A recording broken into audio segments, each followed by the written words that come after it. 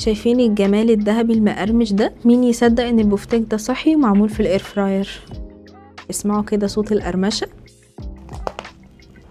يلا بينا اوريكم اسرار النجاح. اول واهم حاجه معانا وهي التتبيله. هحتاج ميه بصل، خلطت البصله كده وعصرتها لحد ما اخدت الميه بتاعتها.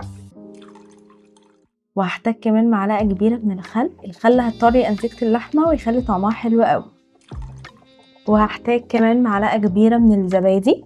الحاجات دي كلها هتساعد ان اللحمه تكون جوسي. وخليط من التوابل، ملح وفلفل اسود، توم باودر وبصل باودر وبابريكا وشويه من الكمون، ما تستغنوش عنهم، بيبقى طعمهم حلو قوي. واقلب كده التتبيله الجميله دي مع بعض، ميكس ميكس ميكس.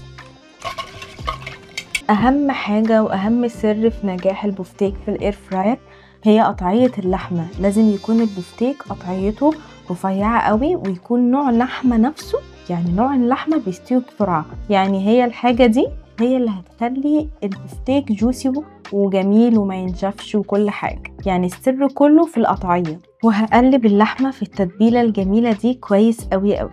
وبعدين نسيب اللحمه في التتبيله الجميله دي اقل حاجه نص ساعه، والافضل طبعا ليله كامله.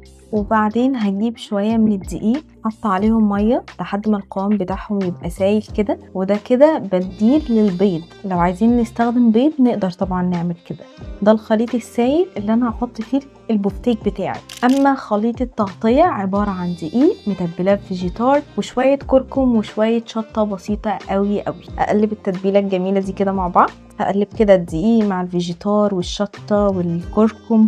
نقدر طبعا نبدل الفيجيتار باي تتبيله احنا نفضلها. وبعدين هجيب قطعه البفتيك هحطها في خليط الدقيق والميه، يعني يعمل طبقه رفيعه قوي قوي. واحطها في خليط الدقيق واضغط عليها كويس قوي عشان الخليط ده يلزق. نفضل نضغط كده بالشكل اللي انتوا شايفينه ده. كده قطعه البفتيك بتاعتي جاهزه. احطها في طبق واعمل كده لحد ما اخلص الكميه كلها. وبعدين نيجي للتسويه. انا هسوي البفتيك في الاير فراير على درجه حراره 180، طبعا مع مسحه كده بسيطه من الزيت. وهو مش هياخد وقت طويل، تقريبا من 10 دقايق لربع ساعه. نقلبه في نص مده التسويه، وبلاش نسيبه وقت طويل قوي عشان لو سيبناه وقت طويل قوي هينشف. فهو المهم تكون قطعيه اللحمه بتاعتنا بتستوي بسرعه. همسح كده مسحه بسيطه بالزيت، وبعدين احطه في الاير فراير.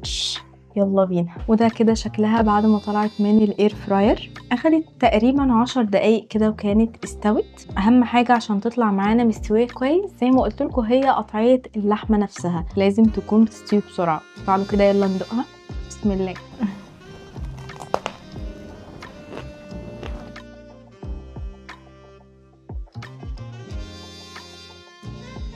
بتتقطع بسهوله جدا جدا، مش بتشد ولا حاجه.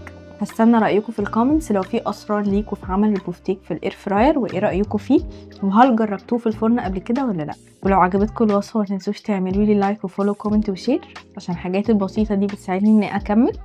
وباي باي.